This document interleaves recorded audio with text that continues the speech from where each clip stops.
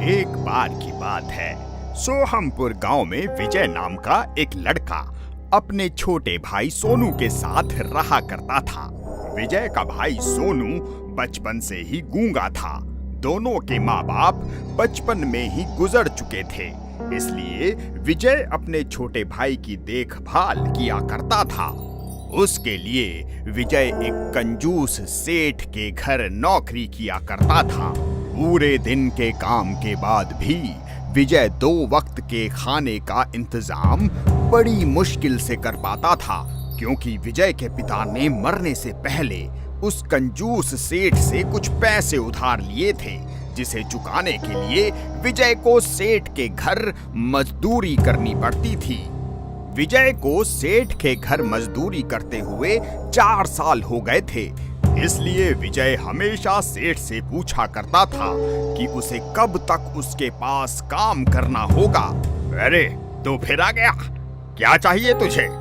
सेठ जी, मुझे कब तक आपके पास काम करना होगा? जब तक सारे पैसे ना चुक जाएं तब तक। पर सेठ जी, मैं तो 4 साल से आपके पास मजदूरी कर रहा हूँ। मेरे पिता ने तो केवल 50,000 रुपए ही लिए थे और मैं उससे कहीं ज्यादा की मजदूरी कर चुका हूँ अब तक। तो मैं क्या करूं?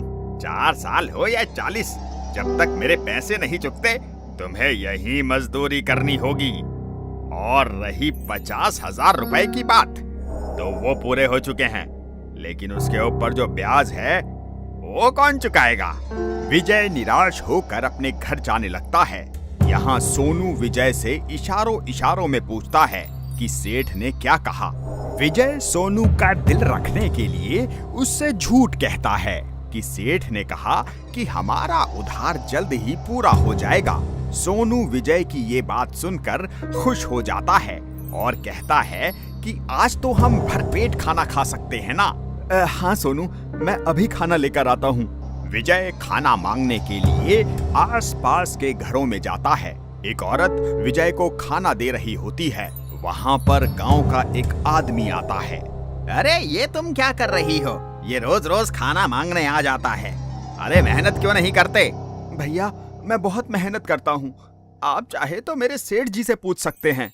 अगर इतनी मेहनत करते हो तो क्या 2 वक्त के खाने का इंतजाम नहीं कर सकते? देखिए, मैं जितने पैसे कमाता हूँ वो सब सेठ का उधार देने में खत्म हो जाते हैं। रहने दो ये सब, तुम्हें कोई खाना वाना नहीं मिलेगा। जाओ यहाँ से। अब विजय निराश होकर वहाँ से चला जाता है। उस दिन जाने ऐसा क्या हो रहा था कि विजय को कोई भी खाना देने के लिए तैयार नहीं था। विजय अब भटकते भटकते एक नदी के किनारे आ जाता है और नदी में देखकर ये सोच रहा होता है कि अगर आज खाने का इंतजाम नहीं हुआ तो सोनू को भूखे पेट ही सोना पड़ेगा। विजय गहरी सोच में ही होता है और उस नदी में एक देवता रहा करता था। देवता अदृश्य रूप से विजय के सामने प्रकट होता है और विजय को यूं परेशान देखकर कहता है, ये मानव इतना परेशान क्यों लग रहा है? लगता है इसकी परेशानी का कारण जानना होगा। देवता अपनी दिव्य शक्तियों से विजय के मस्तिष्क में झांककर उसकी परेशानी का कारण जान लेता है।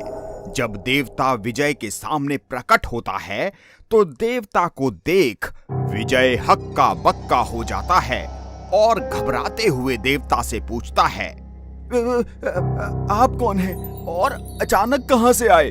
मैं एक देवता हूं और इसी नदी में कई वर्षों से वास करता हूं। मैंने जब तुम्हें परेशान देखा तो तुम्हारी परेशानी का कारण जानने की कोशिश की और मैंने देखा कि तुम बहुत ही मेहनती इंसान हो। इतनी मेहनत करने के बाद भी तुम्हें उसका कोई फल नहीं मिलता। तुम्हारे साथ कई लोगों ने धोखा किया है, लेकिन तुम फिर भी अपने भाई के लिए कड़ी मेहनत करते हो। मैं अपने भाई को 2 वक्त का खाना भरपेट खिलाना चाहता हूँ। हमें पता है विजय, अब तुम्हें चिंता करने की कोई जरूरत नहीं है।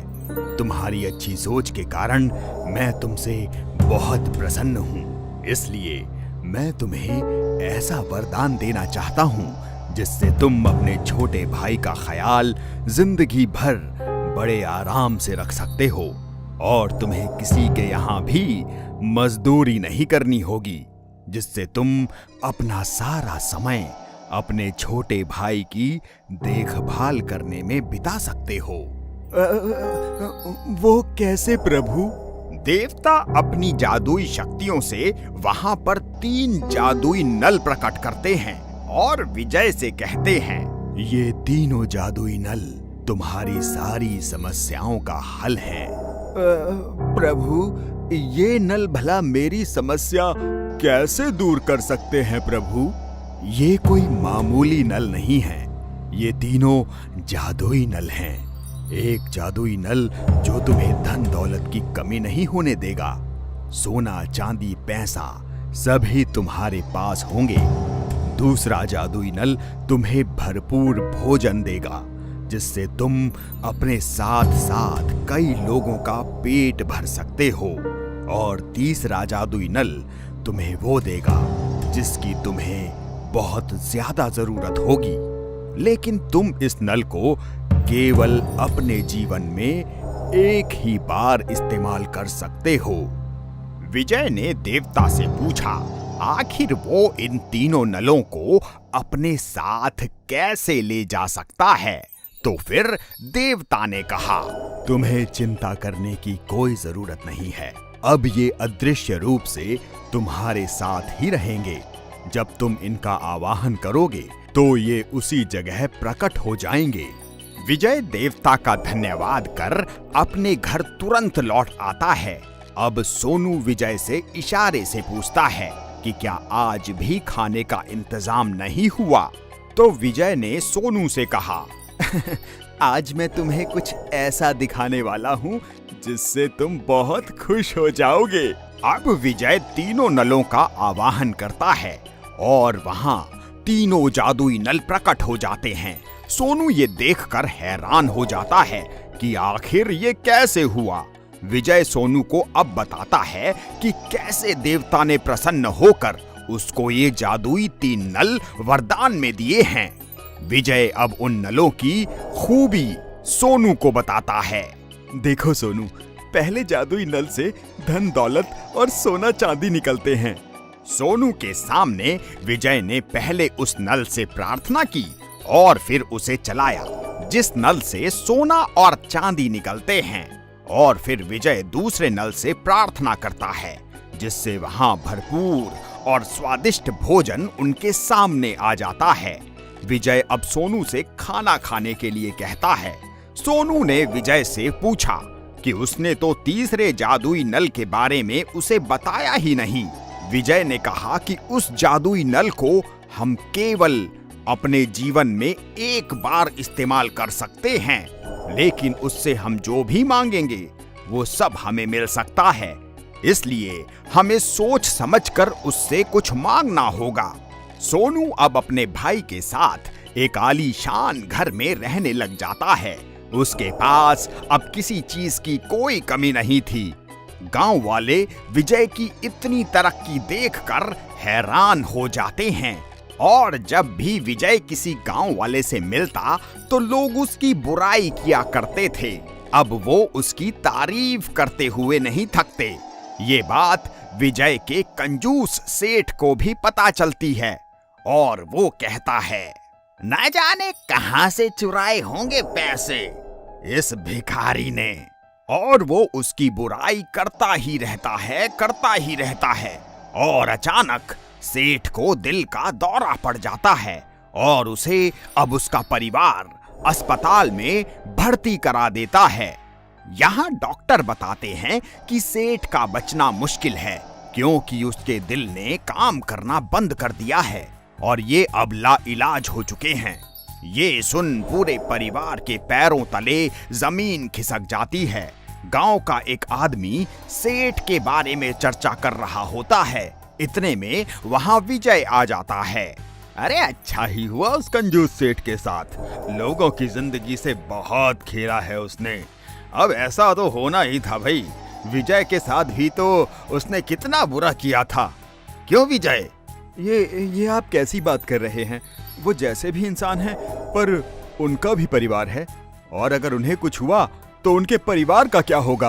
विजय अब सोनू के साथ अस्पताल में सेठ से मिलने के लिए जाता है। सेठ विजय से उसकी गलतियों की माफी मांगता है। विजय सेठ को माफ कर देता है और सेठ से कहता है कि वो चिंता ना करे, वो ठीक हो जाएगा। अब सेठ की जिंदगी बचाने के लिए विजय तीसरे जादुई नल का इस्तेमाल करने वाला था, लेकिन उससे पहले उसने सोनू से पूछा कि क्या वो ऐसा करे या नहीं, क्योंकि अगर एक बार उस तीसरे नल का उपयोग किया तो नल किसी काम का नहीं होगा। सोनू ने कहा कि उसे सेठ का जीवन बचाना चाहिए। इससे विजय और सोनू के माता पिता जहां भी होंगे वो बहुत ही खुश होंगे। विजय ने अब उस तीसरे नल का इस्तेमाल कर सेठ की जान बचा ली। सेठ और उसके परिवार ने उसका धन्यवाद किया। इस कहानी से हमें ये शिक्षा मिलती है कि जीवन में कुछ भी हासिल करो, लेकिन एक नेक दिल हमेशा होना चाहिए। ये मानव होने का पहला नियम है।